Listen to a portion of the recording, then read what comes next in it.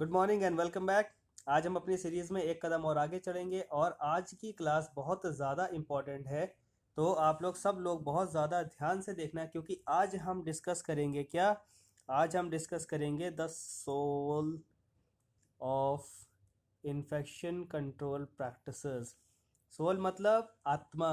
आज का total class totally depend करेगा कि आपको infection control practices, hospital infection control किस तरह से समझ में आता है और आप उसको कितना अच्छे से एग्जीक्यूट कर पा रहे हो।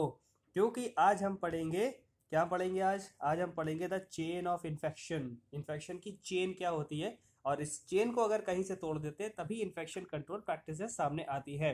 और इसको समझने के लिए हमारे पास सबसे बेस्ट चीज़ है हमारे अपने प्यारे मिस्टर जीवाणु। और आज हम मिस्टर जीवाणु का लेंगे इंटरव्यू। जीवाणु सर ने आज हमसे बात किया है और हमसे कहा है कि आज हम आपको पूरी तरह से समझाएंगे कि हम कैसे एक जगह से दूसरी जगह पर जाते हैं और किस तरह से किसी को इन्फेक्शन फैलाते हैं और उसके बाद चुपचाप से धीरे से वहाँ से बच के कैसे निकल लेते हैं। ये सारी चीज़ें मिस्टर जीवाणु आज हमें समझाने वाले हैं। तो sir, welcome back to our channel. Hello everyone from mister Jeevanu. ठीक है सर, पहले तो आपने हमको बहुत हेल्प किया। आपने अभी तक हमें ये सारी चीज़ें बता दी हैं कि माइक्रो ऑर्गेनिजम्स ऑलरेडी सब जगह पे अवेलेबल होते हैं। ये बात तो सही है, माइक्रो ऑर्गेनिज्म कहीं से अलग से आते थोड़ी ना, माइक्रो ऑर्गेनिज्म तो ऑलरेडी हर जगह पे अवेलेबल है।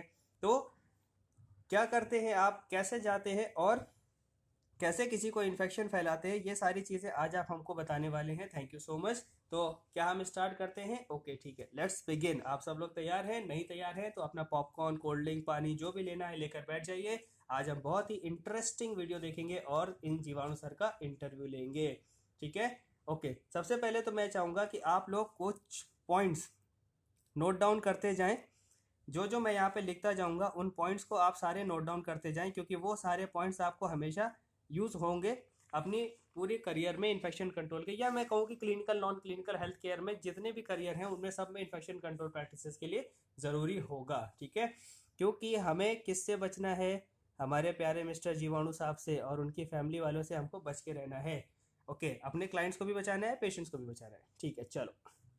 होता क्या है मिस्टर जीवाणु जी, सबसे पहले तो आप ये बताओ कि आप ऐसा करते क्यों, क्यों किसी को बीमार करते हो? सर, आप तो इतने अच्छे से हो, क्यूट से हो, देखने में भी इतने प्यारे से लगते हो, फिर आप क्यों लोगों को बीमार करते हो? हे, मैं क्यूट लगता ज़रूर हूँ लेकिन मैं क्यूट हूँ थोड़ी ना, मैं तो बहुत ही शैतान हूँ। क्योंकि मैं क्या करता हूँ, मैं एक जगह बैठे बैठे बोर हो जाता हूँ, तो बोर होने के बाद मेरे पास कोई काम तो है नहीं, ना मेरे को जॉब करनी है ना मुझे कोई पढ़ाई करनी है, तो मैं क्या करता हूँ, मैं शैतानी करता हूँ। जो भी बैठा रहेगा फालतू वो शैतानी करेगा। तो मेरी शैतानी क्या होती है? चलो आज ढूंढते हैं शिकार, किसी को ढूंढते हैं, कोई जा रहा होगा उसको पकड़ेंगे, जो हमारे रास्ते में आएगा हम उसको पकड़ के बीमार कर देंगे। और कैसे हम चूज करते हैं अपने क्लाइंट को, ये बताइए आप सर। आप किसको टारगेट करते हो, कैसे चूज करते हो कि हम इसको बीमार करेंगे और इसको नहीं करेंगे? सिंपल सी चीज है, जो ज़्यादा केयरलेस होगा। मतलब कैसे पता लगेगा सर केयरलेस होगा? मतलब वो हेल्दी डाइट नहीं खाता, वो फालतू चीज़ें खाता है, बाहर की चीज़ें खाता है, नशेबाजी करता है, अल्कोहल लेता है, टोबैको कंजम्पशन करता है, स्मोकिंग करता है, जिसकी इम्यूनिटी डाउन है, मेडिकेशन वो लेता नहीं है, घर की बात मानता नहीं है, बहुत ही शैतान टाइप का बच्चा है, वो हमारे लिए ईजी टारगेट होता है। जो लोग अपनी हेल्थ को अच्छे से ध्यान में रखते हैं, अच्छा खाना खाते हैं, हेल्थ का ध्यान रखते हैं, जिम जाते हैं, एक्सरसाइज करते हैं, फिजिकल एक्टिविटी करते हैं, उनको हम बहुत मुश्किल से टारगेट कर पाते हैं। लेकिन हम कोशिश सब पे करते हैं, हम इस पे पार्शियलिटी नहीं करते कि हमें इस पे टारगेट ही नहीं करना, ऐसा नहीं है। हम अपनी तरफ से कोशिश सब पे करते हैं, बाकी जो हमें चाल में फंस जाए, जो हमारे लिए इजी हो जाए, वो उसको हम बीमार कर देते हैं, नहीं तो हम चुपचाप से वहाँ से निकल जाते हैं। ठीक है, चलो। तो हम इसको कैसे समझेंगे, हम एक बार इस फोटोग्राफ को देख लेते हैं, इससे हमें आराम से समझ में आ जाएगा कि होता क्या है। सबसे पहले तो मैं, एक मिनट को, मैं क्या करता हूँ इसको, हाँ ठीक है। इस फोटो को समझो। पहले यहाँ पे कुछ लिखा हुआ है जर्म्स, ये लिखा है क्या? जर्म्स। ये लिखा है जर्म कहाँ रहते हैं, जर्म कहाँ से बाहर निकलते हैं, जर्म कहाँ घूमते हैं और जर्म कहाँ से जाते हैं और अगला पर्सन कौन होता है। ये चेन ऑफ इन्फेक्शन, इंटरनेट पे ये फोटोग्राफ सबसे ज़्यादा यूज़ की जाती है और ये फोटोग्राफ टोटली गलत है। इस फोटोग्राफ को इसीलिए मैंने लिया क्योंकि जब आप चेन ऑफ इन्फेक्शन को पढ़ोगे ना, तो आप इसी फोटोग्राफ को यूज़ करके पढ़ोगे, लेकिन ये फोटोग्राफ गलत है, आपको समझ में नहीं आएगा। ठीक है, कैसे नहीं समझ में आएगा, मैं समझाता हूँ ना। तो हमें क्यों समझ में आ रहा है ये चीज़, बाकियों को क्यों नहीं आता? क्योंकि हमारे पास तो ये है ना मिस्टर जीवाणु, वे तो हमारे साथ हैं, किसी और के साथ तो है ही नहीं, तो हमको तो समझ में आ ही जाएगा। ठीक है, होता क्या है कि ये नेचुरली अवेलेबल होते हैं हर जगह पर, हवा में भी हैं, पानी में भी हैं, सॉइल में भी हैं, और ये हो रहे हैं बोर, इनके पास काम वाम तो है नहीं। तो ये क्या कर रहे हैं, ये ढूंढ रहे हैं टारगेट। टारगेट का मतलब होता है क्या, इंसान। ठीक है, ये है ह्यूमन। ठीक है, यहाँ तक तो कोई प्रॉब्लम है ही नहीं। अच्छा, ये कहाँ पे रहते हैं, ये जिस जगह पे रहते हैं उसको बोलते हैं रिजर्वॉयर। तो अभी तक हमने क्या क्या टर्मिनोलॉजी सीखी? पहली चीज हमने सीखी क्या है इसका, ओके, पहली चीज हमने सीखी क्या, रिजर्वॉयर। ठीक है, ये आप नोट करते जाना, ये सारी टर्मिनोलॉजी आपके लिए बहुत ज़्यादा इंपॉर्टेंट है। ठीक, चलो, एक जगह है रिजर्वॉयर जहाँ पर मिस्टर जीवाणु रहते हैं, और उनको वहाँ से उठ के इंसानों तक पहुँचना है। तो ये कैसे पहुँचेंगे, अपने आप तो नहीं जा सकते, इनको यहाँ तक पहुँचाने का कोई जरिया चाहिए, कोई रास्ता चाहिए। वो रास्ता कैसे मिलेगा, वो रास्ता मिलेगा वेक्टर्स के थ्रू। वेक्टर बोले तो क्या होता है सर, वेक्टर, वेक्टर का पहले तो हम ये वेक्टर टर्म यहाँ पे लिख लेते हैं। सेकेंड टर्म जो हमें सीखना है वो क्या है, वेक्टर। ठीक है, अब मिस्टर जीवाणु इंसान तक पहुंचने के दो तरीके हो सकते हैं। पहला, इंसान खुद मिस्टर जीवाणु को अपने अंदर ले ले। कैसे, उसने हैंड हाइजीन तो करना नहीं है, हाथ धोने नहीं है, हर जगह इधर उधर हाथ लगाना है, मिट्टी भी टच करनी है, हवा में तो हाथ टच होता ही होता है, पानी भी उसने पीना है, और उसने एहतियात नहीं बरता, गलत तरीके से पी लिया, और उसमें ये मिस्टर जीवाणु अवेलेबल थे, और उससे ये इंसान में चले गए। तो इंसान ने क्या किया, डायरेक्टली रिजर्वॉयर से अपने अंदर माइक्रो बैक्टीरिया को खुद से ले लिया, माइक्रो ऑर्गेनिज्म खुद से ले लिया। तो यहाँ पे क्या हमें वेक्टर की जरूरत पड़ेगी, यहाँ पे हमें वेक्टर की जरूरत नहीं पड़ेगी। इस पॉइंट को बहुत ज़्यादा ध्यान से समझिएगा, क्योंकि सबसे ज़्यादा इन्फेक्शन कंट्रोल प्रैक्टिसेस सिर्फ एक चीज़ पे डिपेंड होती है, वो होती है हैंड हाइजीन पे। और हैंड हाइजीन कैसे काम करता है वो यहाँ पर आपको समझाने की कोशिश कर रहा हूँ, और वो ये है कि हर चीज़ रिजर्वॉयर है। हमने एक वर्ड यूज़ किया था फोमाइट, मतलब जो आर्टिकल्स होते हैं हर जगह पे मिस्टर जीवाणु अवेलेबल होते हैं। तो जो फोमाइट्स हैं, अगर आप उन फोमाइट्स को टच करोगे और उसके बाद आप अपने अंदर बैक्टीरिया को ले सकते हो, तो क्या होगा, आपको बिना वेक्टर के आप खुद बिन बुलाए मेहमान या फिर मुसीबत को खुद से अपने अंदर बुला लेते हो। ठीक है, दूसरी चीज़ क्या होगी सर, दूसरी चीज़ ये होगी कि एक ह्यूमन है जो कि बहुत एहतियात रखता है, और वो दूसरी चीज़ों को टच नहीं कर रहा, फालतू चीज़ों को टच नहीं कर रहा, या हैंड हाइजीन करता जा रहा है, या उसकी इम्यूनिटी भी ठीक ठाक है। उस तक ये माइक्रो बैक्टीरिया कैसे पहुंचेगा, माइक्रो ऑर्गेनिज्म, ये माइक्रो ऑर्गेनिज्म पहुंचेगा वेक्टर के जरिए। जैसे कि डेंगू, डेंगू आपको गंदा पानी पीने से तो नहीं होता, डेंगू आपको गंदा खाना खाने से भी नहीं होता, डेंगू हाथ धोने से साफ भी नहीं होता। डेंगू कैसे जाता है, मॉस्क्यूटो से जाता है। ये हम, चलो मैं एक मॉस्क्यूटो टाइप का कुछ बना देता हूँ। ये उसके विंग्स हैं, ये उसके पैर हैं, जो भी है जैसा भी बना, मतलब एक उसकी ये होती डंक होता है, इससे काट लेता है। बुरा नहीं है, चलो। तो ये मॉस्क्यूटो क्या करता है, हमारे जीवाणु साहब को इंसान के अंदर डाल देता है। तो इसको क्या बोलते हैं हम, वेक्टर। और जो भी चीज़ें इस तरह से फैलती हैं उनको बोलते हैं वेक्टर बॉर्न डिजीज। बॉन्ड का मतलब यहाँ पर पैदा होना नहीं होता, बॉन्ड का मतलब होता है यहाँ पर transportation, BORNE, vector borne disease.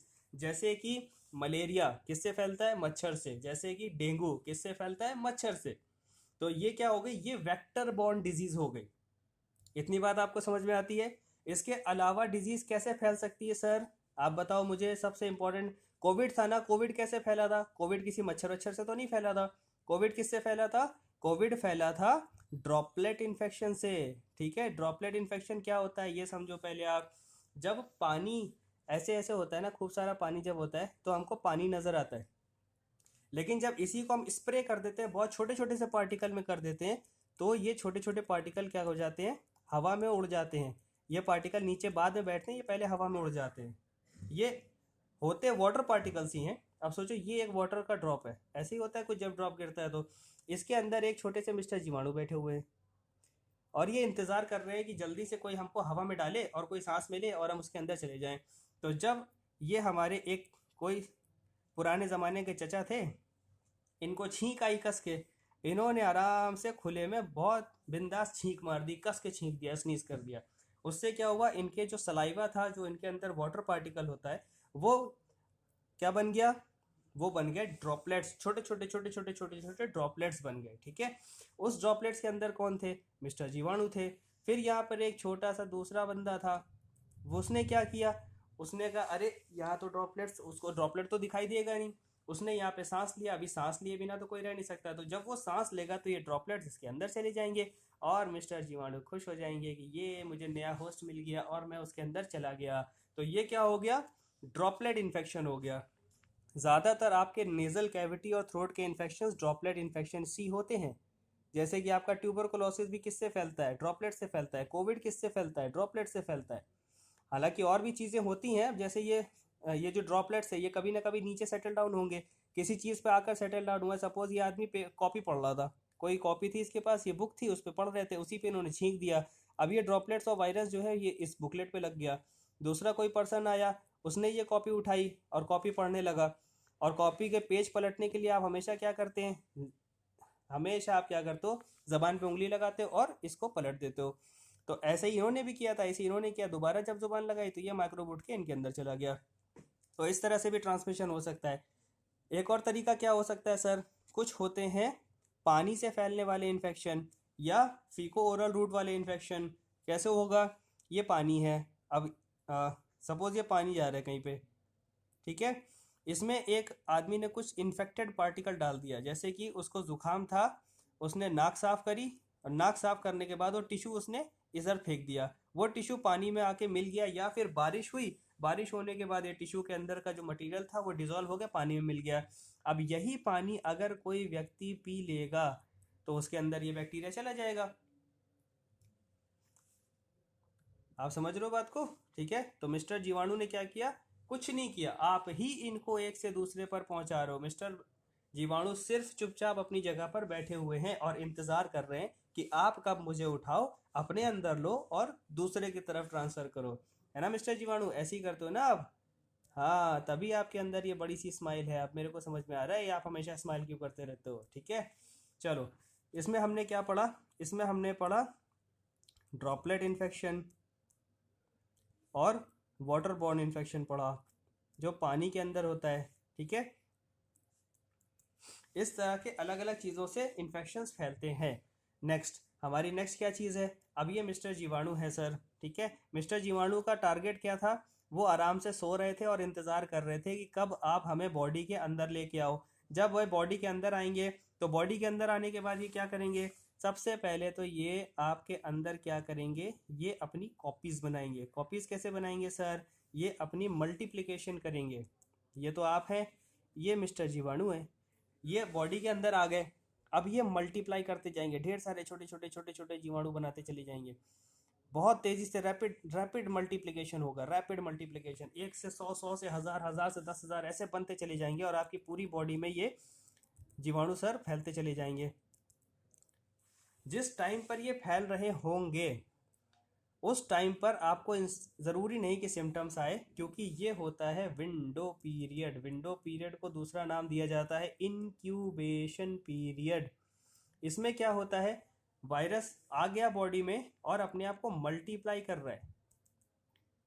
ठीक है, मैंने सबसे पहले आपको बताया था एक सिग्निफिकेंट काउंट, एक वर्ड बताया था अगर याद हो। सिग्निफिकेंट काउंट का मतलब यही है कि अकेला जीवाणु आपको कभी भी बीमार नहीं कर सकता, उसको मल्टीप्लाई करना पड़ेगा एक लेवल तक आने के लिए, उसके बाद ही आपको बीमार करेगा वो, तो वो उसका सिग्निफिकेंट काउंट होता है। तो जब तक ये सिग्निफिकेंट काउंट पे नहीं पहुंच जाता तब तक ये मल्टीप्लाई करेगा और आपको सिम्टम नहीं आएंगे। वो पीरियड होता है विंडो पीरियड या इंक्यूबेशन पीरियड। ठीक है, अब हमने एक नई चीज़ क्या पढ़ी सर, हमने यहाँ पे पढ़ा इंक्यूबेशन पीरियड। बीच का पॉइंट मैंने यहाँ पे छोड़ दिया 5 नंबर, वहाँ पे मैं क्या लिखूंगा, वहाँ पर मैं लिखूंगा sir portal of entry. Portal of entry क्या होता है, अब ये जीवाणु सर कहीं से तो अंदर आएंगे ना।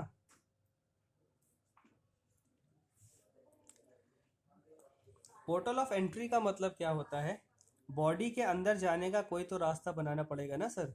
बॉडी के बाहर से रह के तो आप उसको बीमार नहीं कर सकते, आपको क्या करना पड़ेगा, आपको जाना पड़ेगा बॉडी के अंदर। एक चीज़ ध्यान रखिए, skin is the natural defence of body. आपकी बॉडी हर तरफ से स्किन से कवर होती है और आपकी स्किन को माइक्रो ऑर्गेनिज्म पेनिट्रेट नहीं कर सकते। जब तक स्किन इंटैक्ट है माइक्रो ऑर्गेनिज्म अंदर नहीं जाएगा और आपको बीमार नहीं कर सकता। लेकिन अगर कहीं से स्किन आपकी इंटैक्ट नहीं रही, कट गई किसी भी रीजन से, सपोज आप सर्जरी कराने गए, सर्जरी कराने में आपको जो है कट लगाया गया, तो ये क्या मिल जाता है, उसको रास्ता मिल जाता है बॉडी के अंदर जाने के लिए।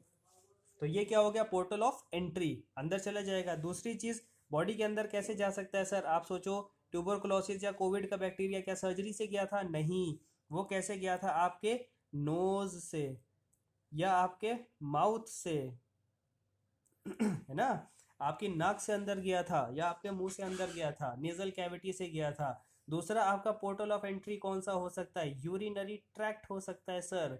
यूरिनरी ट्रैक्ट का मतलब जहां से आपका यूरिन आउट होता है उसी से अंदर चला गया बैक्टीरिया, तो वहां पर आपको बीमार कर सकता है। इसके अलावा क्या हो सकता है, सोचो सोचो सोच के बताओ क्या हो सकता है इसके अलावा।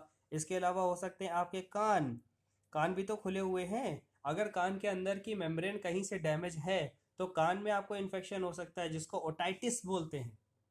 ठीक है, इसके अलावा क्या हो सकता है, आपकी आंखें हो सकती हैं सर। अक्सर आपने एक वर्ड सुना होगा, कंजंक्टिवाइटिस हो गया है, आंखें रेड हो गई हैं। तो क्या होता है, आंखों की एक लेयर होती है कंजंक्टिवा, उसको इन्फेक्ट कर देते हैं, तो वो क्या बन जाता है, कंजंक्टिवाइटिस। इस तरह से ये अलग अलग बॉडी के पार्ट्स हैं, अलग अलग रास्ते हैं जहां से मिस्टर जीवाणु सर अंदर जाते हैं बॉडी के। उनको क्या बोलते हैं, उनको बोलते हैं पोर्टल ऑफ एंट्री, POE। ठीक है, अब मैं आपको बताता हूं कि हमने इस फोटोग्राफ में क्या कमी ढूंढी थी, क्या गलती थी इस फोटोग्राफ में। इसमें था सबसे पहले जर्म्स। ठीक है सर, जर्म्स तो हैं। जर्म्स कहाँ रहते हैं, वो रहते हैं रिजर्वायर में। ठीक है, इसमें दिया हुआ है कि हाउ टू गेट आउट, जबकि सबसे पहले तो ये होगा ना कि हाउ जर्म्स गेट अराउंड, ये इन्फेक्ट कैसे करेंगे, आपके पास कैसे सर्कुलेट करेंगे। जैसे हमने बताया फोमाइट के थ्रू सर्कुलेट कर सकते हैं, या फिर इसमें ड्रॉपलेट लिखा है, देखो ड्रॉपलेट के थ्रू सर्कुलेट कर सकते हैं, डायरेक्ट कांटेक्ट से कर सकते हैं। ये बंदा छींक रहा है, इसका जो टिश्यू है ये पानी में जाएगा तो वाटरबॉर्न इन्फेक्शन हो सकता है। तो जर्म्स हुए, रिजर्वायर बना, और ये सर्कुलेट हुए। सर्कुलेट होने के बाद क्या करेंगे, इंसान के अंदर जाएंगे, तो आएगा how germs get in portal of entry. ठीक है, अभी तक इसकी कहानी नहीं आई है, यहाँ से सीधे हम यहाँ और यहाँ। तो पोर्टल ऑफ एंट्री क्या हो सकता है, स्किन में कट हो सकता है, आंखों में हो सकता है, माउथ में हो सकता है, आपको फीको ओरल रूट में भी हो सकता है, आपको यूरिनरी ट्रैक्ट में भी हो सकता है। ये हो गया हाउ जर्म्स गेट इन। अब जर्म्स जब अंदर आ जाएंगे बॉडी के, तब वो क्या करेंगे, तब वो करेंगे मल्टीप्लाई। मल्टीप्लाई करने को हमने क्या बताया था सर, हमने उसको बोला था विंडो पीरियड। कहाँ पे लिखा है, ये लिखा है sir, window period, incubation period लिखा हुआ है। ठीक है, जब जर्म्स अंदर आएंगे तो मल्टीप्लाई करेंगे, वो होगा इंक्यूबेशन पीरियड, वो इस फोटोग्राफ में मेंशन नहीं है। ठीक है, इन आने के बाद यहाँ पे बीच में एक और होना चाहिए जिसमें लिखा होना चाहिए इंक्यूबेशन पीरियड। इंक्यूबेशन होने के बाद वो पेशेंट बीमार पड़ जाएगा, बीमार करने के साथ साथ वो किसी दूसरे को इन्फेक्ट करेगा। दूसरे को कैसे इन्फेक्ट करेगा सर, दूसरे को इन्फेक्ट करेगा पोर्टल ऑफ एग्जिट के थ्रू। मतलब माउथ हो गया, वॉमिट या सलाइवा, ब्लड हो गया, या टॉयलेटिंग हो गई, स्टूल हो गया, इन तरह से जो बैक्टीरिया बॉडी के अंदर है वो बॉडी के बाहर आ जाता है। जैसे कि हम अगर बात कर लें इसकी HIV इन्फेक्शन की, तो अगर किसी को HIV इन्फेक्शन है तो वो HIV इन्फेक्शन ट्रांसमिट कैसे होता है, ब्लड के थ्रू होता है। ये चीज़ आप बहुत ध्यान रखें। ठीक है, या फिर सेक्सुअल एक्टिविटीज़ के थ्रू हो सकता है, यानी कि जो सीमेन है उससे ट्रांसमिट हो सकता है। तो ये क्या हो गया, आपका पोर्टल ऑफ एग्जिट हो गया। अगर आप हेपेटाइटिस A की बात कर लो, ये कैसे ट्रांसफर होता है, ये स्टूल से ट्रांसफर होता है। तो ये क्या हो गया, आपका पोर्टल ऑफ एग्जिट हो गया। पोर्टल ऑफ एग्जिट इस केस में क्या हुआ, आपका एनस हो गया ना, आपका ब्लड तो नहीं हुआ। ठीक है, कोविड कैसे जाता था, वेरी इंपॉर्टेंट क्वेश्चन। कोविड कैसे जाता था, बाई स्नीजिंग, बाई ड्रॉपलेट्स, आपने कस के छींका, तो वो क्या हो गया, portal of exit. Portal of exit क्या बन गया, आपका माउथ एंड आपका नोज, तो ये हो गया पोर्टल ऑफ एग्जिट। ठीक है, ये पोर्टल ऑफ एग्जिट हो गया। अब हम मिस्टर जीवाणु से पूछ लेते हैं कि सर ये बताओ, आप आदमी के अंदर गए, आपने उसको बीमार किया, अभी आप उसको धीरे से बाहर निकल गए, उसको बीमार करके आपने छोड़ दिया, फिर उसके बाद आप बाहर निकल आए, बहुत शातिर हो आप, यही सब करते हो, शैतानी करते हो आप। ठीक है भैया, कोई बात नहीं, चलो आगे देख लेते हैं इसमें क्या करना है हमको। इसमें हमको ये चीज़ देखनी है कि अब आगे क्या होगा। अब होगा ये कि जब बैक्टीरिया या वायरस जो भी है, माइक्रो ऑर्गेनिज्म एक होस्ट से बाहर निकलेगा तो वो किसी और होस्ट को बीमार करेगा। यस और नो? ठीक है, अब ये दो लोग हैं, इनका बैक्टीरिया इसमें भी गया और इनको पास भी गया। ये जो जीवाणु सर हैं ये दोनों तरफ ट्रेवल कर गए। ठीक है, दोनों लोग इधर धीरे से ट्रेवल कर गए। अब इसमें क्या कंडीशन हो सकती है? पहला, एक आदमी बीमार पड़ेगा, सपोज ये नंबर 1 है और ये नंबर 2 है। नंबर 1 बीमार पड़ गए, ये सिक हो गए। ठीक है, अब ये बीमार पड़ गए तो इनकी स्माइल तो रही नहीं। अब ये बीमार पड़ गए तो ये क्या हो गए? अब ये उदास हो गए, लो हम तो बीमार पड़ गए। और जो दूसरा पर्सन है उसको कोई इफेक्ट नहीं हुआ, नो सिम्टम, मतलब ये एसिम्प्टोमेटिक है। समझे? एसिम्प्टोमेटिक मतलब इनके अंदर ये जीवाणु तो है, माइक्रो ऑर्गेनिज्म है, डिजीज कॉजिंग पैथोजन है, लेकिन इनको सिम्टम नहीं है। क्यों? क्योंकि इनकी इम्यूनिटी बहुत अच्छी है, तो इनको तो पता ही नहीं लगा कि ये बीमार भी पड़े हैं। जैसा कि मेरे साथ हुआ था कोविड के टाइम पे, मुझे कोविड हुआ, मेरी मदर को हुआ, मेरी मदर बीमार पड़ी, लेकिन मुझे तो पता ही नहीं लगा।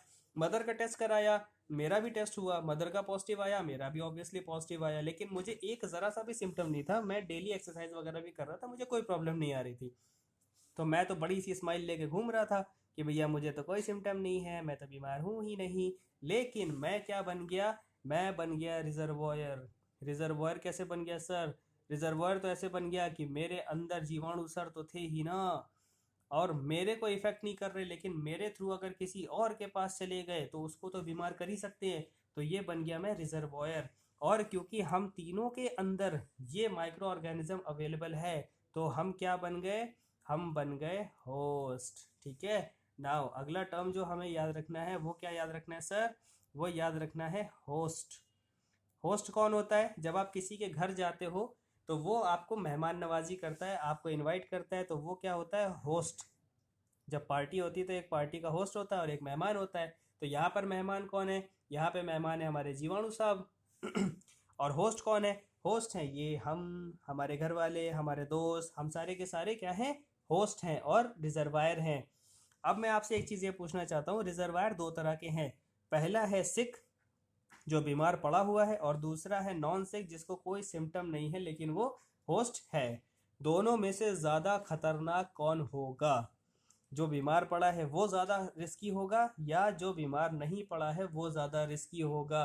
मुझे कमेंट करके बताओ विथ रीज़न कि ज़्यादा रिस्की दोनों में से कौन होगा और क्यों होगा। ठीक है, जब तक हम आगे बात करते हैं, हमने बात कर लिया पोर्टल ऑफ एग्जिट की, और पोर्टल ऑफ एग्जिट होने के बाद फिर से हम उसी चीज़ पे आएंगे कि ट्रांसफ़र कैसे होता है हमारा माइक्रो ऑर्गेनिज्म।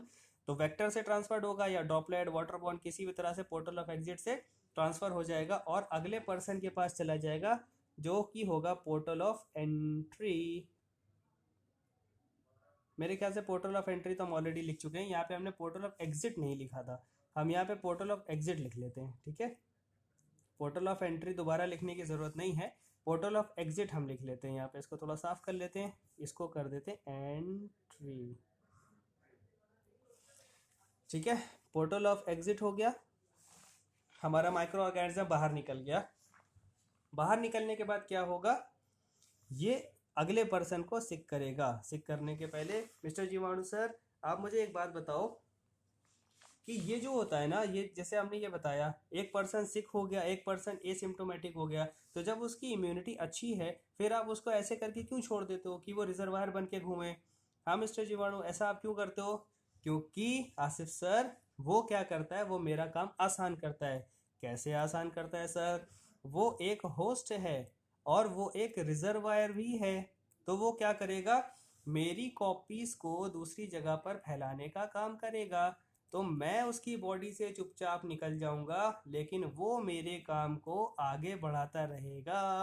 अच्छा, चालाक ब्रो, वेरी चालाक, ऐसे काम कर रहे हो आप। मतलब आप तो खुद दूसरों को बीमार कर ही रहे हो, आपका बीमार किया हुआ होस्ट भी दूसरों को बीमार कर रहा है। या तो आपने नेटवर्क मार्केटिंग चला दी सर, अपने अंडर 3 को जोड़ो, वो अपने अंडर 3 को जोड़े और वो अपने अंडर 3 को जोड़े, ऐसे तो नेटवर्क मार्केटिंग का काम कर रहे हो।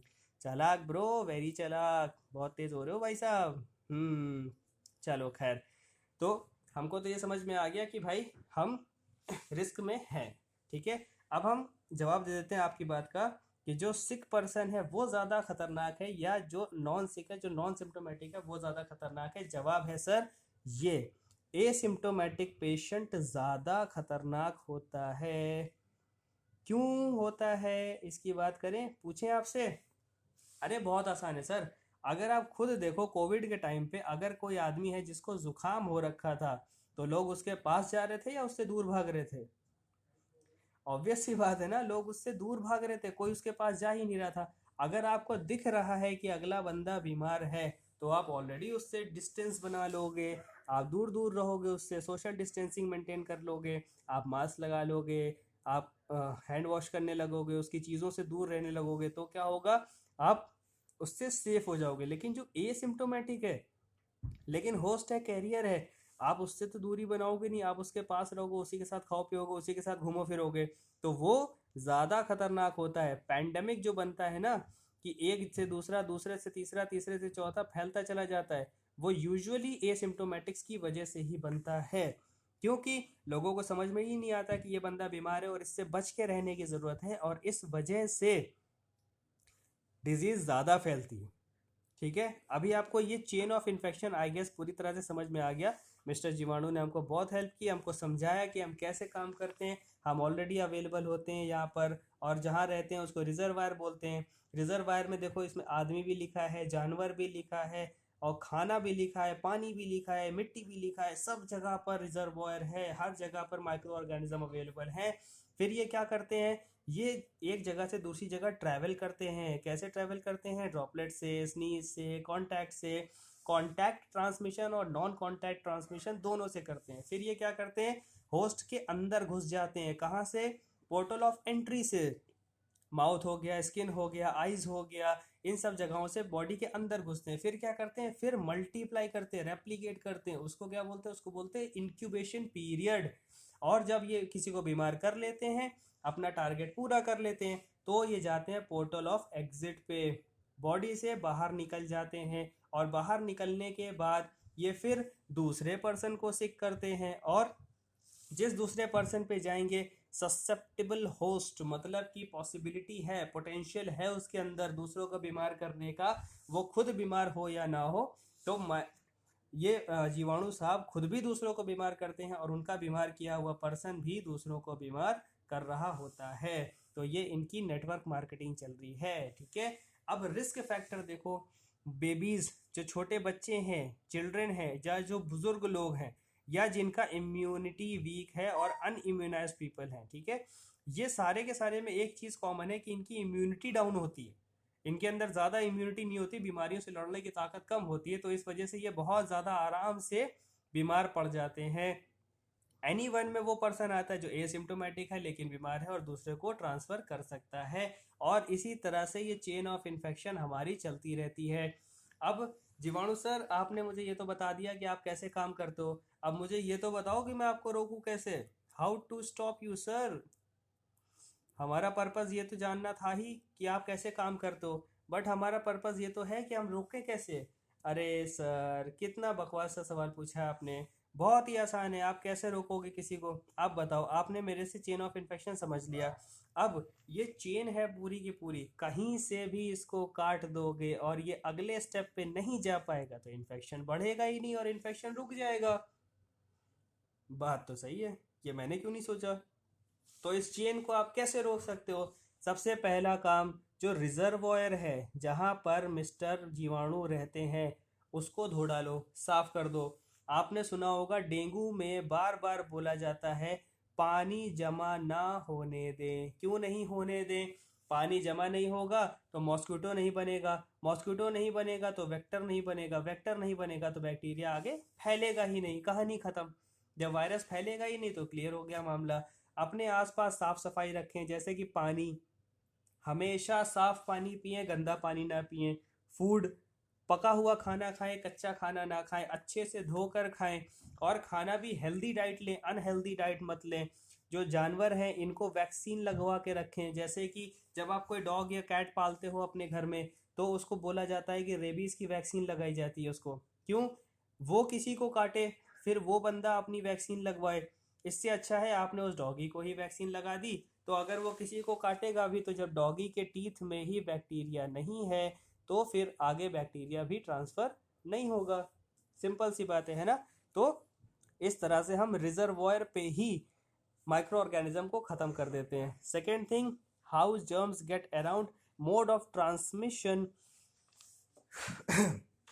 जैसे कि ड्रॉपलेट है, अब ये बंदा छींक रहा है, अगर ये यहाँ पे हाथ लगा ले, मास्क लगा ले, या रुमाल लगा ले, रुमाल लगा के छींके, तो क्या ये ड्रॉपलेट दूसरे तक फैलेगा? नहीं फैलेगा सर। तो आप इसको रोक सकते हो आगे फैलने से। जैसा कि हमने यहाँ पर बताया था आपको, ये 2% है सपोज, इन 2% में से 1% है जो कि छींक मार रहा है कस के, इसने कस के छींका। ये जो दूसरा पर्सन है, इसने भी छींक, इसके पास ये ऑर्गेनिज्म पहुंच गया। अगर यहीं पर ये अपना हाथ लगा ले और उस हाथ में कपड़ा ले ले या कॉटन लगा ले या फिर अपना रुमाल लगा के छींके अपने मुंह पर ही, तो ये जो इन्फेक्शन फैल रहा है वो यहीं पे रुक जाएगा और इसके आगे पहुंचेगा ही नहीं। तो ये क्या होगा, अगला बंदा इससे सेफ हो जाएगा। दूसरी चीज़, इन्होंने जो अपना यूज़ किया मटेरियल, जो इन्फेक्टेड मटेरियल है, उसको इधर उधर ना फेंकें ताकि वो पानी के साथ मिलकर इन तक ना पहुंच पाए। तीसरी चीज़, जो इनके इन्फेक्टेड पार्टिकल्स हैं उनसे इनको ये सेफ रखें, इधर उधर ना फेंकें, डस्टबिन में डालें, क्लियर करें। तो ये क्या होगा, ट्रांसमिशन को रोक देंगे। वेक्टर बॉर्न जो ट्रांसमिशंस हैं, जो कि दूसरों से वेक्टर फैलते हैं, मैंने बता दिया। जैसे डॉग्स या कैट से अगर वो फैलता है रेबीज, उसको आपने ऑलरेडी इंजेक्शन लगा दिया सर, वैक्सीनेट कर दिया उसको, तो फिर वो आपको इन्फेक्ट नहीं कर पाएगा। आपने मॉस्किटो से डेंगू हो रहा था, आपने मॉस्किटो के लिए पानी का रिजर्वायर ही खत्म कर दिया, मॉस्किटो नहीं तो डेंगू नहीं, मसला खत्म। ठीक है, इस तरह से आप ट्रांसमिशन को रोक सकते हो। देन उसके बाद क्या होगा, नेक्स्ट आता है हमारा पोर्टल ऑफ एंट्री। तो पोर्टल ऑफ एंट्री भी आप कैसे रोक सकते हो, इसमें एक वर्ड होता है जिसको आप समझ लो, जिसको बोलते हैं बैरियर नर्सिंग। ठीक है, हॉस्पिटल में काम करने वाले जो स्टाफ हैं वो बैरियर नर्सिंग का यूज़ बहुत करेंगे, क्योंकि जो उनके पास पेशेंट है वो ऑलरेडी इन्फेक्टेड है, वो उनको भी इन्फेक्ट कर सकता है। तो वो क्या करेंगे, बैरियर नर्सिंग के थ्रू पर्सनल प्रोटेक्टिव इक्विपमेंट्स का यूज़ करते हुए उस पेशेंट को ट्रीट करें, ताकि उस पेशेंट का इन्फेक्शन इनके पोर्टल ऑफ एंट्री से दूर रहे। जैसे कोविड पेशेंट का जब हम इलाज कर रहे थे, तो सारे के सारे जो स्टाफ थे वो एस्ट्रोनॉट बन के घूम रहे थे, बड़े बड़े से पीपीई किट थे हमारे पास, सूट्स थे, वो सारे पहनकर घूमना पड़ रहा था। क्योंकि हमें वायरस अपने पास नहीं लाना, हमें दूर रहना है इनसे, हमारा इनसे कोई व्यवहार नहीं। ठीक है, तो इस वजह से हम बैरियर नर्सिंग का यूज़ कर रहे थे। और अगर कोई पेशेंट है जिसकी इम्यूनिटी कॉम्प्रोमाइज्ड है, उसको इन्फेक्शन से बचाना है, तो उसको हम रिवर्स बैरियर नर्सिंग देते हैं। इसको हम आगे बाद में डिटेल में डिस्कस करेंगे। देन उसके बाद हमारे पास इंक्यूबेशन पीरियड था, उसमें तो हम कुछ नहीं कर सकते, बस उस पीरियड में हम उसको ट्रीटमेंट दे सकते हैं। और हमें पोर्टल ऑफ एग्जिट को सिक्योर रखना है। जैसे कि आप जो डेफिकेशन कर रहे हो, जो टॉयलेटिंग कर रहे हो सर, ओपन में मत करो प्लीज़। क्यों? आप ओपन में करते हो, फिर बारिश होती है, बारिश के साथ वो पानी में मिल के जाके हमारी जो रिजर्वायर है पानी में उस पर मिल जाता है, और उससे फिर हमें वापस ड्रिंकिंग में मिल जाता है, तो वो फिर हमारे पोर्टल ऑफ एंट्री तक घूम के आ जाता है। तो प्लीज़ आप टॉयलेट्स का अच्छे से यूज़ करें। सेकेंड थिंग, अगर आप छींक रहे हैं या जो जो भी चीज़, जैसे भी आप पोर्टल गेट आउट कर रहे हो, उन सबको कवर करके रखो, उनसे सेफ रखो, तो इन्फेक्शन नहीं फैलेगा। तो आप दूसरों के लिए हेल्पफुल हो जाओगे, अगले की भी हेल्प अच्छी रखोगे, अपनी भी हेल्प अच्छी रखोगे। इसमें मैं एक चीज़ और इंक्लूड करूँगा, एक होती है स्मोकिंग और एक होती है पैसिव स्मोकिंग। मतलब कुछ सालों पहले पब्लिक में सिगरेट पीना अलाउड था, कोई भी कहीं भी सिगरेट पी सकता था, बट सुप्रीम कोर्ट ने एक लैंडमार्क जजमेंट दिया और बोला कि दूसरे की हेल्थ खराब होती है पैसिव स्मोकिंग से, धुएं से, उसकी वजह से आप कहीं पर भी स्मोकिंग नहीं कर सकते, पब्लिक प्लेस में स्मोकिंग नहीं कर सकते। इसीलिए नो स्मोकिंग का साइनेज हम लगा के रखते हैं। तो ये होता है पैसिव स्मोकिंग। ये भी क्या है, एक तरह से पोर्टल ऑफ एग्जिट ही तो है।